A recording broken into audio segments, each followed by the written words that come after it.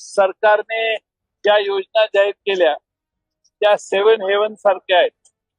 म्हणजे जे विमानातनं फिरणार आहेत, जे गाडीतनं फिरणार आहेत, त्यांच्यासाठी भरपूर टनेल आणि पुलांची निर्मिती करण्याच्या घोषणा आहेत. पण जो सामान्य माणूस, उदाहरणार्थ साध्या रेल्वेने फिरणार आहे, मुंबईतल्या रेल्वेने प्रवास करणार असो किंवा एसटी बसने प्रवास करणार असो, या राज्यातला जो सर्वसामान्य गरीब माणूस आहे, मध्यमवर्गीय माणूस आहे, जो या महाराष्ट्रात 95% आहे, त्याच्यासाठी या योजनेकडे, या बजेटमध्ये त्याकडे पूर्ण दुर्लक्ष करण्यात आलेलं आहे. शिवभोजन योजना, त्या शिवभोजन योजनेचा कुठेही उल्लेख केला नाही.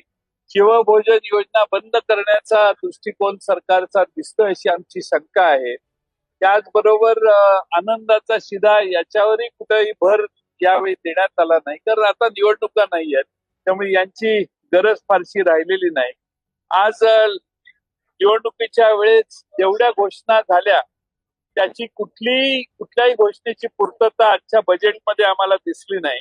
लाडकी बहीण योजनेचं अनुदान 1500चं 2100 होणार होतं, आम्ही अपेक्षा करत होतो, पण तेही दिसत नाही.